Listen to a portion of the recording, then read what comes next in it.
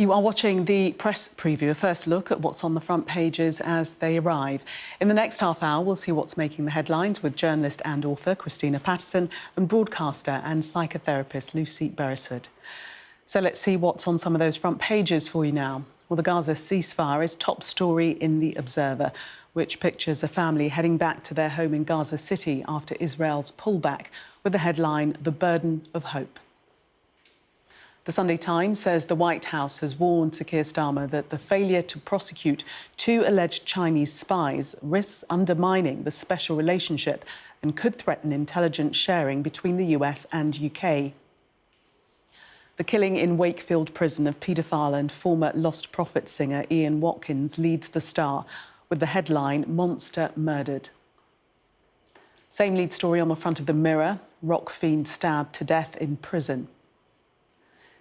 The Express claims an exclusive with a report that Chancellor Rachel Reeves is planning a £7 billion raid on pensions in next month's budget to try to plug the black hole in the country's finances.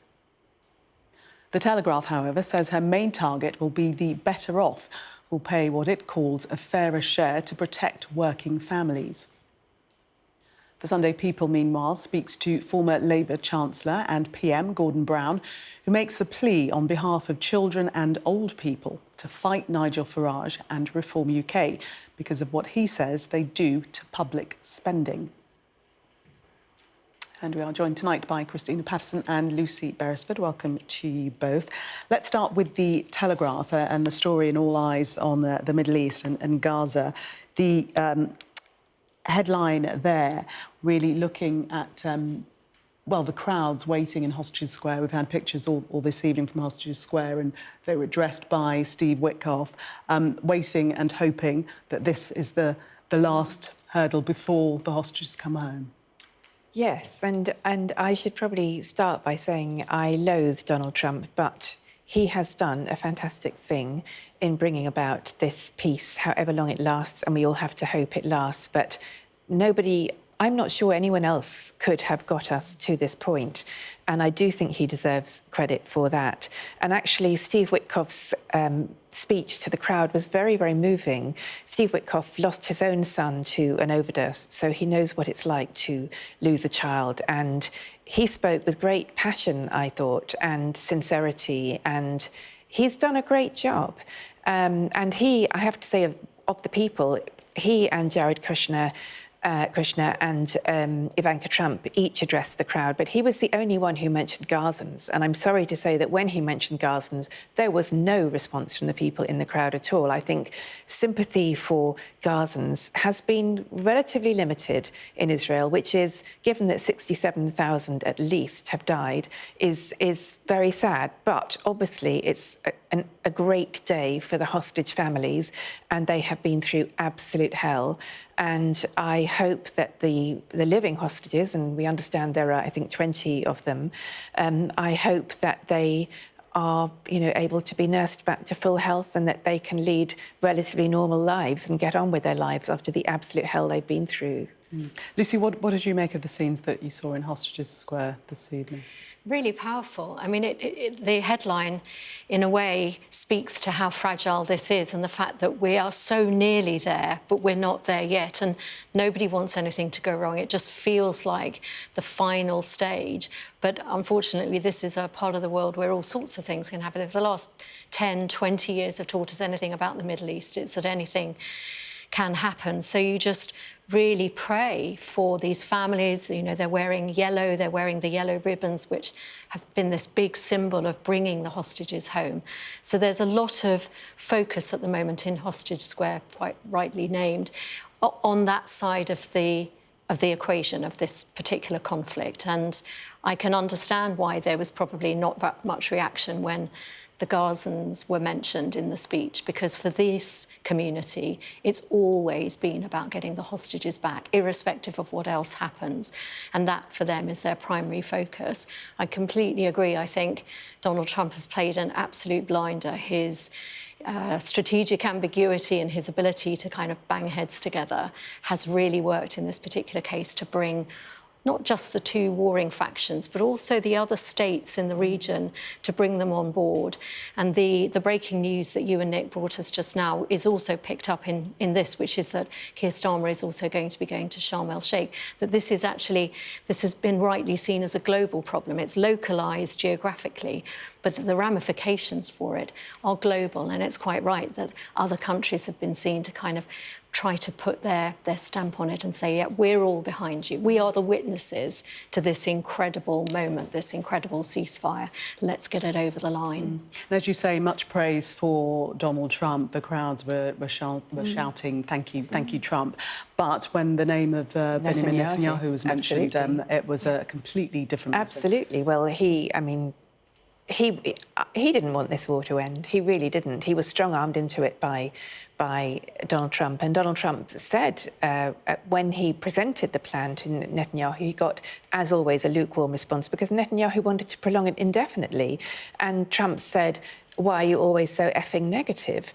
And essentially... Because my political survival depends on it. Exactly. So he essentially forced him into this. And I'm sure that Netanyahu will be looking for, once the hostages are released, assuming they are released, and I think they will be, he'll be looking for any chance to blow this up. One can only hope that Donald Trump won't let him. And my understanding... I mean, it's a very complicated situation because my understanding is that Donald Trump has assured Hamas, through intermediaries, obviously, that the war will end. But since one of the conditions laid out in that 20-point plan was that Hamas should disarm, and Hamas, or at least a spokesperson for Hamas, has said they're not going to disarm, it's very hard to know how they're going to square that circle. And Netanyahu explicitly said in a speech in Hebrew, I think today, that if they don't disarm, then they will disarm them by force. And that means restarting the war, which Trump has said can't happen. So there are many squares to be circled, but all is not lost. And I genuinely think there is some hope.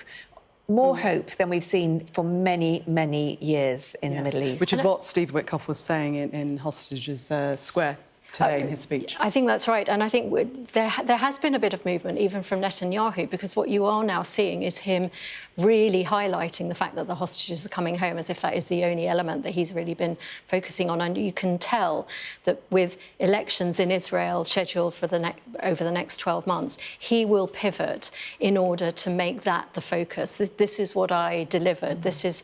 You know, I haven't been a warmonger. I have actually brought our hostages back. But so many of the hostages would actually argue that he took too long to bring them back. And their families. Yes, many of the families critical of him for not making that his priority. Seemingly the warmongering from the very beginning was his number one priority. Let's have a look at the... well, the Observer. It's quite a striking front page. Again, another picture which speaks 1,000 words, and the headline there, The Burden of Hope. Many trying to return to their homes, which are non-existent. It's a wasteland. It's just, I mean, obviously it's a day of rejoicing, but the sadness, apparently 500,000 Gazans have now gone from the south to the north to Gaza City, and they will discover there is no Gaza City. I mean, one would assume that they had seen from their smartphones that there was nothing left of Gaza, but even so, it's one thing to see an image on your phone, and it's quite another to arrive at your home after 2 years of being banished from it and most people have been displaced 10 or 12 times, and 90% of homes in Gaza have been, I think, demolished. Not demolished, but, you know, destroyed. So even though everybody has this kind of primal instinct to go home, there is no home. And there is no infrastructure as yet. There are UN trucks waiting to get through with aid, but there's only one entry point open at the moment, even though, and until they open more entry points, they're not going to get the trucks in. There isn't a tent city there, there's no sewerage, there's no, you know, it's going to be, life is going to continue to be very tough, and they are going to be nursing all their literal wounds as well as their emotional wounds and the trauma. I think 90% of people have been either have lost somebody. You know, the statistics are horrific. It's going to take generations for that to heal. But let's just hope that after whatever it is, 36 hours with no bombs, that lasts. Because can you just imagine that constantly for 2 years you've had bombing, you've not known where you're going to be sleeping, you'll not know whether you're going to eat. I mean, I do find it breathtaking. I mean, of course, what Israel has been through is a terrible trauma with the hostages, but I have to say, I do find the indifference to the plight of Gazans pretty breathtaking. And Steve Witkoff explicitly made the point that they didn't choose to be born there. They are not responsible for Hamas. They may or may not support Hamas, but they are not responsible for Hamas's actions. And it's impossible to know how many support Hamas because obviously, you know, even external journalists haven't been allowed in, let alone pollsters. So they have been through hell, both through Hamas and now through the IDF's attempts over the last 2 years. They are a shattered people. And Lucy, your thoughts for their future? I mean, will they stay in Gaza? Might some want to actually leave? Well, I think this will concentrate the minds of the people who are behind mobilising this peace plan, that actually if it is to survive, things have got to move actually quickly in order for scenes like that to be repaired. That actually, if you are going to build a state, if you are going to have an infrastructure and governments and elections and growth and prosperity, which is ultimately what someone like that's the prism through which someone like Donald Trump has always seen this, which is how can we make this region economically viable and even vibrant. It is about saying, how do we get the basics right? We've got to get those right really quickly. Of course, again, it's two sides. The Palestinians have endured really brutal military onslaught for the last 2 years, and Israel has had to contend with a country sitting on its border saying, we want to destroy you. And they have lived with the psychological wounds of that for many decades. So for all of that to stop, it's going to be an amazing breakthrough. But yes, tonight there is hope, though. Lucy and Christina, for the moment, thank you. Let's take a break. Coming up, why the White House is putting pressure on Sir Keir Starmer over alleged Chinese spies. We'll have that story from the Sunday Times after the break. Do stay with us.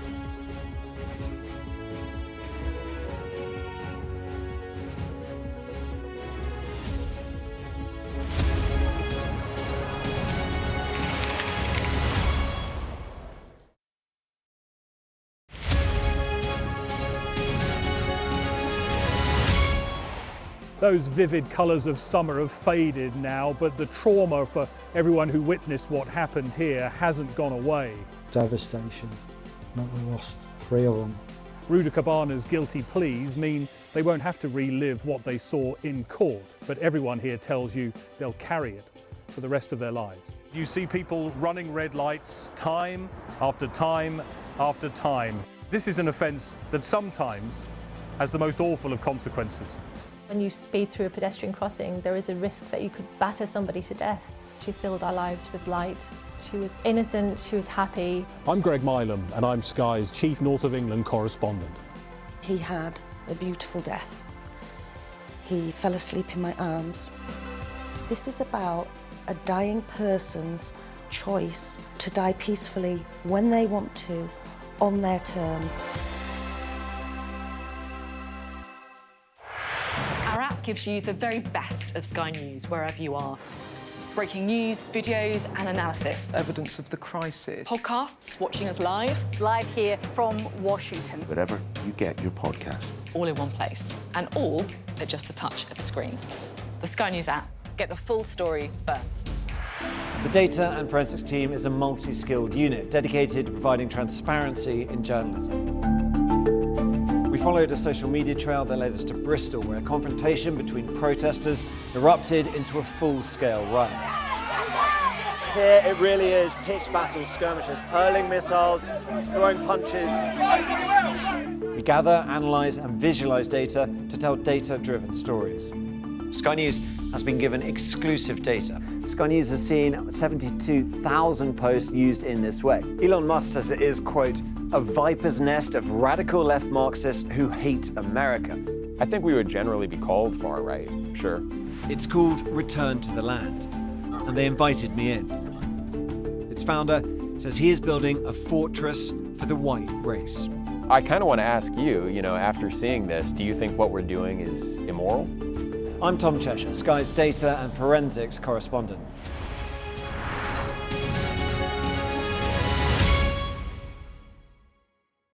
I'm Dominic Waghorn, Sky's International Affairs Editor, covering a world that seems to be unravelling. It's not his country. It's ours. Sky News, the full story first, free wherever you get your news. It's half an hour now past the deadline that Hamas issued, and we've now seen a third barrage of rockets coming in.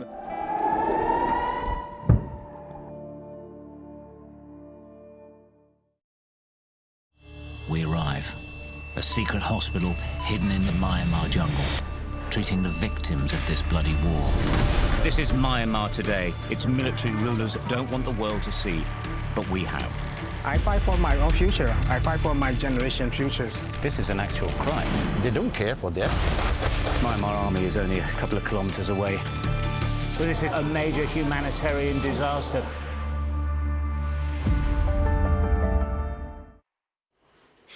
Welcome back. You are watching the press preview. Still with me, journalist and author Christina Patterson and broadcaster and psychotherapist Lucy Beresford. We're going to take a look at the Times and this story regarding White House anger over US spy case fiasco. What are the details, Christina?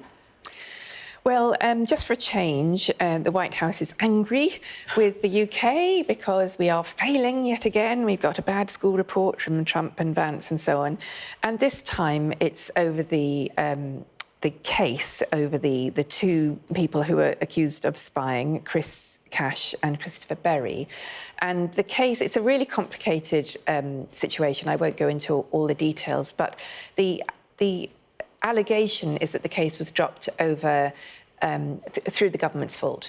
And it's actually complicated, and the last government was involved. But for me, what it highlights is really the impossibility of appeasing kind of great powers, because we all know that China is hostile to us in all kinds of ways. It's trying to undermine us in all kinds of ways, just as Russia is. And Russia is explicitly an enemy, and China, well, this whole case rests on whether China is officially an enemy. But we have trade deals with China, and unlike Trump, we can't suddenly announce, well, we could announce 100% tariffs, as he's just done, 130% in fact.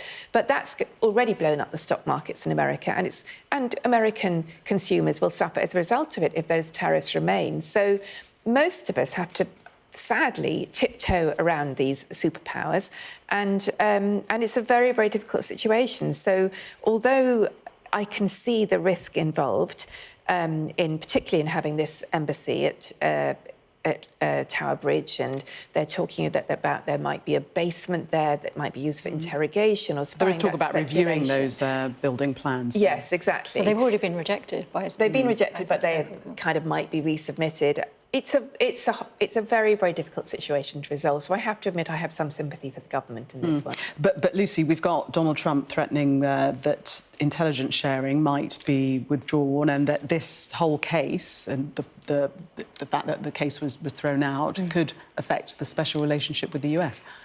Let's be clear, this story has been dominating the front pages for about 2 weeks. And that's because it is actually very uncomfortable to imagine that a case has been dropped if it's a spying case, and there is, the Crown Prosecution Service presumably wouldn't have tried to bring the case forward if they didn't think that they had a chance of winning it. And Jonathan Pole, who is Keir Starmer's, he's not an elected official, but he's really had some quite interesting back-channel conversations with China over the last couple of years. The Americans are saying, well, how can we trust you now? If you have had spies operating at the highest level of government, then there's no point in us sharing any kind of secrets with you at all. And that's where it becomes not just a domestic story as to whether Starmer may survive this or not, but actually becomes one of great global significance, because those precious relationships we have with the Five Eyes countries in particular are what hopefully would keep us safe, and we don't want to alienate some of our biggest allies. Christina, we've just got about a minute, and I just wanted to look at the Sunday Times front page, the picture there of Diane Keaton, who's died at the age of 79, as reported by US media. A beautiful picture. Well, I love Diane Keaton, and I know that Woody Allen's name is mud these days, but those early films of his starring Diane Keaton were, in my view, wonderful. And I'm very sorry she's died, and it's relatively young. So, I think she was absolutely wonderful. And it's so sad that we've lost Robert Redford and Diane Keaton almost within the same month. That she kind of rewrote how a woman could appear on screen. Yes. She was kooky, she was funny, she was very much her own woman. She was that actress that kind of moved away from the Hollywood glamour, which had been so curated by the studios, and said, no, this is who I am. And the audience loved her for that. Yeah, Oscar-winning actress Diane Keaton. Beautiful photo, as I say. Thank you both for taking us through the papers. We shall see you in the 11 o'clock hour. In the meantime, let's take a look at the weather for you now.